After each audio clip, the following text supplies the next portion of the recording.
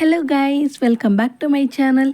ಇವತ್ತು ನಾನು ತುಂಬಾ ಸುಲಭವಾಗಿ ಮತ್ತು ತುಂಬಾ ರುಚಿಯಾಗಿ ಮಟನ್ ಬಿರಿಯಾನಿ ರೆಸಿಪಿಯನ್ನು ಮಾಡ್ತಿದ್ದೇನೆ.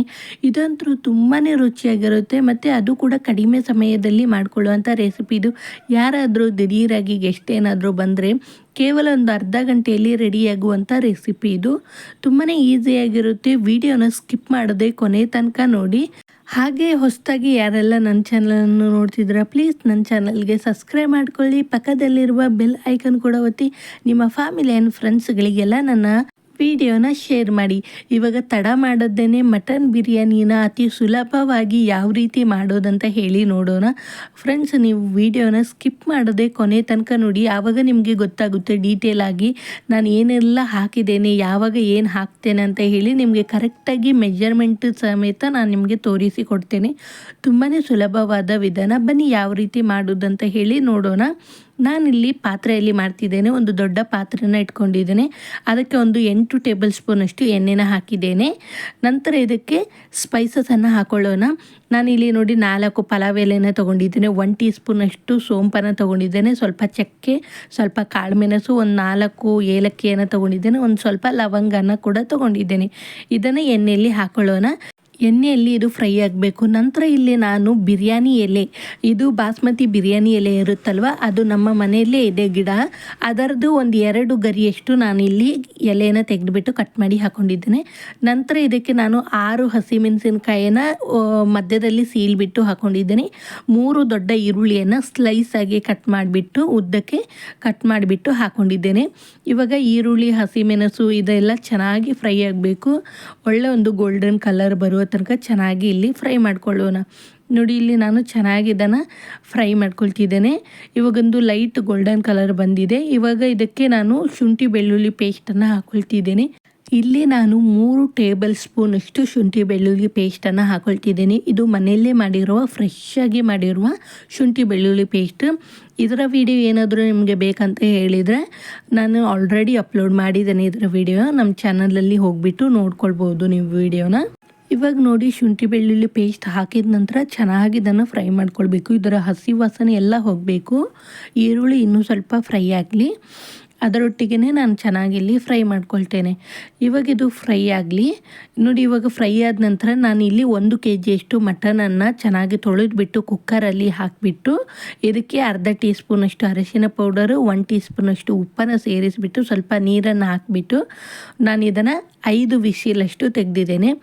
ಇದು ತುಂಬ ಬಲ್ತಿರೋ ಮಟನ್ ಕೂಡ ಅಲ್ಲ, ಅಷ್ಟು ಎಳತ್ತು ಕೂಡ ಅಲ್ಲ, ಮೀಡಿಯಮ್ ಆಗಿದೆ ಮಟನ್. ಅದಕ್ಕೋಸ್ಕರ ನಾನು ಇಲ್ಲಿ 5 ವಿಸಿಲನ್ನು ತೆಗೆದಿದ್ದೇನೆ. ಯಾಕೆ ಹೇಳಿದರೆ ಮತ್ತೆ ಕೂಡ ನಾವು ಬೇಯಿಸ್ಕೊಳ್ತೇವಲ್ಲ, ಅದಕ್ಕೋಸ್ಕರ ಸ್ವಲ್ಪ ಇದನ್ನು ಬೇಯಿಸಿ ಇಟ್ಕೊಂಡಿದ್ದೇನೆ. ಜಾಸ್ತಿ ಏನಿಲ್ಲ, ಒಂದು 5 ವಿಸಿಲ್ ತೆಗೆದಿದ್ದೇನೆ ಅಷ್ಟೇ. ನಂತರ ಇದಕ್ಕೆ ನಾನಿಲ್ಲಿ 3 ಟೊಮೆಟೊನ, ದೊಡ್ಡ ಗಾತ್ರದಷ್ಟು 3 ಟೊಮೆಟೊನ ಕಟ್ ಮಾಡಿ ಹಾಕ್ಕೊಳ್ತಿದ್ದೆ. ನೋಡಿ, ಈ ಹಂತದಲ್ಲೇ ಮಟನ್ ಸೇರಿಸಿದ ನಂತರ ಇದರ ಒಟ್ಟಿಗೆ ಟೊಮೆಟೊನ ಕೂಡ ಸೇರಿಸಿದ್ದೇನೆ. ಟೊಮೆಟೊ ಹಾಕಿದ ನಂತರ ಇದಕ್ಕೆ ಸ್ವಲ್ಪ ಕೊತ್ತಂಬರಿ ಸೊಪ್ಪನ್ನು ಹಾಕ್ಕೊಳ್ತೇನೆ. ಕೊತ್ತಂಬರಿ ಸೊಪ್ಪು ಮತ್ತು ಪುದೀನ ಸೊಪ್ಪನ್ನು ಕೂಡ ಹಾಕ್ಕೊಳ್ತೇನೆ ಇವಾಗಲೇ. ಹಾಕಿದ ನಂತರ ಇದನ್ನು ಚೆನ್ನಾಗಿ ಮಿಕ್ಸ್ ಮಾಡ್ಕೊಳ್ಬೇಕು. ಇಲ್ಲಿ ಟೊಮೆಟೊ, ಪುದೀನ ಸೊಪ್ಪು, ಕೊತ್ತಂಬರಿ ಸೊಪ್ಪು ಎಲ್ಲ ಚೆನ್ನಾಗಿ ಈ ಮಟನೊಟ್ಟಿಗೆ ಚೆನ್ನಾಗಿ ಮಿಕ್ಸ್ ಆಗಬೇಕು. ನಾನು ನೀರನ್ನು ಮಟನ್ ಬೇಯುವಾಗ ಜಾಸ್ತಿ ಹಾಕ್ಕೊಂಡಿಲ್ಲ, 1 ಗ್ಲಾಸಷ್ಟು ನೀರನ್ನು ಹಾಕ್ಕೊಂಡ್ಬಿಟ್ಟು ಬೇಯಿಸ್ಕೊಂಡಿದ್ದೇನೆ ಮಟನನ್ನು. ಅದರಲ್ಲಿ ಕೂಡ ನೀರು ಬಿಡುತ್ತಲ್ವ, ಅದಕ್ಕೋಸ್ಕರ ನಾನು ಜಾಸ್ತಿ ನೀರನ್ನು ಹಾಕ್ಕೊಂಡಿಲ್ಲ. ಇವಾಗ ನೋಡಿ, ಇದನ್ನು ಚೆನ್ನಾಗಿ ಮಿಕ್ಸ್ ಮಾಡ್ಕೊಳ್ಬೇಕು. ಇಲ್ಲಿ ಮಿಕ್ಸ್ ಮಾಡಿ ಆದ ನಂತರ ಇದನ್ನು ಸ್ವಲ್ಪ ಕುದಿಯೋಕ್ಕೆ ಬಿಡೋಣ. ಇದು ಗ್ಯಾಸನ್ನು ಮೀಡಿಯಮ್ ಫ್ಲೇಮಲ್ಲಿ ಇಟ್ಕೊಂಡ್ಬಿಟ್ಟು ಚೆನ್ನಾಗಿ ಕುದಿಲಿಕ್ಕೆ ಬಿಡ್ತೇನೆ. ಇವಾಗ ನೋಡಿ, ಇದು ಚೆನ್ನಾಗಿ ಕುದಿದಿದೆ. ಇದಕ್ಕೆ ಒಂದು ಅರ್ಧ ಟೀ ಸ್ಪೂನಷ್ಟು ಅರಿಶಿನ ಪೌಡರನ್ನು ಹಾಕ್ಕೊಳ್ತಿದ್ದೇನೆ. 1 ಟೇಬಲ್ ಸ್ಪೂನಷ್ಟು ಇಲ್ಲಿ ಗರಂ ಮಸಾಲ ಅಥವಾ ಬಿರಿಯಾನಿ ಪೌಡರನ್ನು ಹಾಕಿದ್ದೇನೆ. ಈ ಗರಂ ಮಸಾಲ ಪೌಡರ್ ಅಥವಾ ಬಿರಿಯಾನಿ ಮಸಾಲ ಪೌಡರ್ ನಾನು ಮನೆಯಲ್ಲೇ ಮಾಡ್ಕೊಂಡಿರೋದು. ಇವಾಗ ನೋಡಿ, ಇದಕ್ಕೆ 2 ಟೇಬಲ್ ಸ್ಪೂನಷ್ಟು ನಾನಿಲ್ಲಿ ಧನಿಯಾ ಪೌಡರನ್ನು ಹಾಕ್ತಿದ್ದೇನೆ. ಧನಿಯಾ ಪೌಡರ್ ಕೂಡ ನಾನು ಮನೆಯಲ್ಲೇ ಮಾಡ್ಕೊಂಡಿದ್ದೀನಿ. 2 ಟೇಬಲ್ ಸ್ಪೂನಷ್ಟು ಇದಕ್ಕೆ ನಾನು ರೆಡ್ ಚಿಲ್ಲಿ ಪೌಡರನ್ನು ಕೂಡ ಹಾಕ್ತಿದ್ದೇನೆ. ನಂತರ ಇದಕ್ಕೆ ರುಚಿಗೆ ತಕ್ಕಷ್ಟು ಉಪ್ಪನ್ನು ಸೇರಿಸ್ತಿದ್ದೇನೆ. ಉಪ್ಪನ್ನು ನಾವು ಮಟನಿಗೆ ಕೂಡ ಹಾಕಿರ್ತೇವೆ, ನೋಡಿಬಿಟ್ಟು ಹಾಕ್ಕೊಳ್ಳಿ.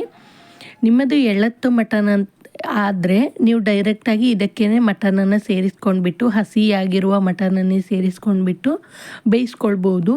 ನಾನು ಇದು ಮಟನನ್ನು ಸ್ವಲ್ಪ ಫ್ರಿಜ್ಜಲ್ಲಿ ಇಟ್ಟಿದ್ದಿತ್ತು, ಸೊ ಅದಕ್ಕೋಸ್ಕರ ಸ್ವಲ್ಪ ಬೇಯಿಸಿಬಿಟ್ಟು ಹಾಕಿದರೆ ಚೆನ್ನಾಗಿರುತ್ತೆ ಅಂತ ಹೇಳಿ ನಾನು ಸ್ವಲ್ಪ ಬೇಯಿಸಿಬಿಟ್ಟು ಹಾಕಿದ್ದೇನೆ. ನಮ್ಮ ಮನೇಲಿ ಮಟನ್ ಸಾಫ್ಟಾಗಿರಬೇಕು, ಅದಕ್ಕೋಸ್ಕರ ನಾನು ಸ್ವಲ್ಪ ಕುಕ್ಕರಲ್ಲಿ ಹಾಕಿಬಿಟ್ಟು ವಿಶಿಲ್ ಮಾಡಿಬಿಟ್ಟು ಮಟನನ್ನು ಸೇರಿಸ್ಕೊಂಡಿದ್ದೀನಿ. ನಾವು ನೀರೆಲ್ಲ ಹಾಕಿ ಬೇಯಿಸ್ಕುವಾಗ ಅದು ಇನ್ನೂ ಸ್ವಲ್ಪ ಬೆಂದೋಗುತ್ತೆ, ಸೊ ಸಾಫ್ಟಾಗಿರುತ್ತೆ. ಮಟನ್ ತುಂಬಾ ಚೆನ್ನಾಗಿರುತ್ತೆ ತಿನ್ನಲಿಕ್ಕೆ, ಅದಕ್ಕೋಸ್ಕರ ನಾನು ಈ ರೀತಿ ಮಾಡ್ಕೊಂಡಿದ್ದೀನಿ. ಇವಾಗ ನೋಡಿ ಈ ಮಸಾಲೆ ಎಲ್ಲ ಹಾಕಿದ ನಂತರ ಚೆನ್ನಾಗಿ ಫ್ರೈ ಮಾಡ್ಕೊಂಡಿದ್ದೇವೆ. ನಂತರ ಇದಕ್ಕೆ ನೀರನ್ನು ಸೇರಿಸ್ತಿದ್ದೇನೆ.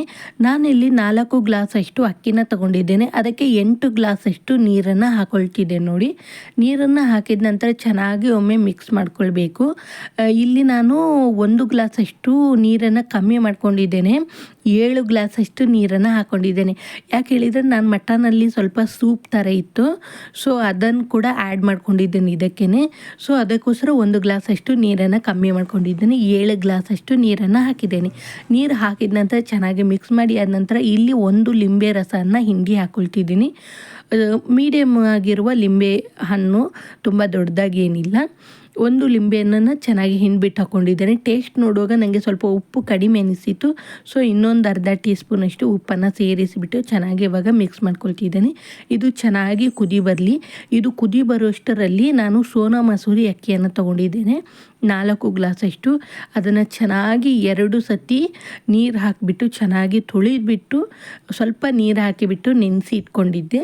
ತುಂಬ ಹೊತ್ತೇನಿಲ್ಲ, ಇದು ಕುದಿ ಬರೋಷ್ಟರಲ್ಲಿ ನೆನೆಸಿದರೆ ಸಾಕು. ನೆನೆಸ್ಬೇಕಂತೇನಿಲ್ಲ, ನೀವು ಡೈರೆಕ್ಟಾಗಿ ಕೂಡ ಹಾಕ್ಬೋದು. ಇವಾಗ ನೋಡಿ ನೀರನ್ನೆಲ್ಲ ಬಸಿದ್ಬಿಟ್ಟು ನಾನು ಇಲ್ಲಿ ಅಕ್ಕಿಯನ್ನು ಹಾಕ್ತಿದ್ದೇನೆ. ನೀರು ತುಂಬಾ ಬಿಸಿಯಾಗಿರುತ್ತೆ, ಕುದೀತಾ ಇರುತ್ತೆ, ಸೊ ಹುಷಾರಾಗಿ ಹಾಕೊಳ್ಳಿ, ನಿಧಾನಕ್ಕೆ ಹಾಕೊಳ್ಳಿ. ನೋಡಿ ನಂದು ಕೂಡ ಸ್ವಲ್ಪ ಕೈ ತಾಗಿತ್ತಂತೇಳಿ ಸ್ವಲ್ಪ ಅಕ್ಕಿ ಬಿಟ್ಟು ನಿಧಾನಕ್ಕೆ ಹಾಕೊಳ್ಳಿ. ನೀರನ್ನೆಲ್ಲ ಚೆನ್ನಾಗಿ ಬಸಿದ್ಬಿಟ್ಟು ಅಕ್ಕಿನ ಹಾಕ್ಕೊಳ್ಳಿ. ಯಾಕೆ ಹೇಳಿದರೆ ನಾವು ಮೊದಲೇ ಅಳತೆ ಮಾಡಿ ಹಾಕ್ಕೊಂಡಿರ್ತೇವಲ್ವ ನೀರು, ಅಕ್ಕಿ ನೀರು ಕೂಡ ಹಾಕಿದರೆ ಸ್ವಲ್ಪ ಮುದ್ದೆ ರೀತಿಯಾಗಿ ಆಗಿಬಿಡುತ್ತೆ, ಅಂದರೆ ಜಾಸ್ತಿ ನೀರು ಅನಿಸಿಬಿಡುತ್ತೆ ಅನ್ನ. ಅದಕ್ಕೋಸ್ಕರ ಸ್ವಲ್ಪ ಕಡಿಮೆನೇ ನೀರನ್ನೆಲ್ಲ ಚೆನ್ನಾಗಿ ಬಸಿದ್ಬಿಟ್ಟು ನಿಧಾನಕ್ಕೆ ನೀವು ಈ ಅಕ್ಕಿಯನ್ನು ಹಾಕ್ಕೊಂಡ್ರೆ ತುಂಬಾ ಚೆನ್ನಾಗಿ ಬರುತ್ತೆ ರೈಸ್ ಎಲ್ಲ. ನೋಡಿ ಇವಾಗ ನಾನು ನೀರನ್ನೆಲ್ಲ ಚೆನ್ನಾಗಿ ಬಸಿದು ತಂದಿದ್ದೇನೆ. ಇವಾಗ ನೋಡಿ ಉಳಿದಿರುವ ಅಕ್ಕಿಯನ್ನು ಕೂಡ ಚೆನ್ನಾಗಿ ಈ ರೀತಿ ಹಾಕ್ಕೊಳ್ತಿದ್ದೇನೆ. ಅಕ್ಕಿ ಹಾಕಿದ ನಂತರ ಚೆನ್ನಾಗಿ ಒಮ್ಮೆ ಮಿಕ್ಸ್ ಮಾಡ್ಕೊಳ್ಳೋಣ. ಇದು ಗಡಿ ಮಿಕ್ಸ್ ಮಾಡ್ಕೊಳ್ಬಾರ್ದು, ಅಂದರೆ ಪದೇ ಪದೇ ಮಿಕ್ಸ್ ಮಾಡ್ಕೊಳ್ಬಾರ್ದು. ಇವಾಗ ನೋಡಿ ಒಂದು ಸಾರಿ ಮಿಕ್ಸ್ ಮಾಡಿ ಆದ ನಂತರ ಗ್ಯಾಸನ್ನು ನಾನು ಇಲ್ಲಿ ತುಂಬ ಹೈ ಇಟ್ಕೊಂಡಿಲ್ಲ, ಮೀಡಿಯಮ್ ಫ್ಲೇಮಲ್ಲಿ ಇಟ್ಕೊಂಡ್ಬಿಟ್ಟು ಬೇಯಿಸ್ಕೊಂಡಿದ್ದೀನಿ. ನೋಡಿ ಇವಾಗ ಚೆನ್ನಾಗಿ ಇದು ಬೆಂದೋಗಿದೆ. ಇವಾಗ ಅಂದರೆ ತುಂಬ ಬೆಂದಿಲ್ಲ, ಸ್ವಲ್ಪ ಬೆಂದಿದೆ. ಇವಾಗ ಒಮ್ಮೆ ಮಿಕ್ಸ್ ಮಾಡ್ಕೊಂಡ್ಬಿಟ್ಟು ಇವಾಗ ಗ್ಯಾಸನ್ನು ಎಕ್ದಮ್ ಸ್ಲೋ ಮಾಡ್ಕೊಳ್ಬೇಕು. ಲೋ ಫ್ಲೇಮಲ್ಲಿ ಇಟ್ಕೊಂಡ್ಬಿಟ್ಟು ಇದ್ರ ಮೇಲ್ಗಡೆ ಸ್ವಲ್ಪ ಕೊತ್ತಂಬರಿ ಸೊಪ್ಪು, ಸ್ವಲ್ಪ ಪುದೀನ ಸೊಪ್ಪನ್ನು ಹಾಕಿಬಿಟ್ಟು ಇದ್ರ ಮೇಲ್ಗಡೆ ಲಿಡ್ಡನ್ನು ಕ್ಲೋಸ್ ಮಾಡಿ ನಾನು ಇದನ್ನು ಒಂದು 20 ನಿಮಿಷ, 15ರಿಂದ ಒಂದು 20 ನಿಮಿಷ ಲೋ ಫ್ಲೇಮಲ್ಲಿ ಇದನ್ನು ದಮ್ ಮಾಡಲಿಕ್ಕೆ ಬಿಡ್ತೇನೆ. ಇದರ ಮೇಲ್ಗಡೆ ಯಾವುದಾದ್ರೂ ಒಂದು ಭಾರವಾಗಿರುವ ವಸ್ತನ್ನು ಇಡಿ.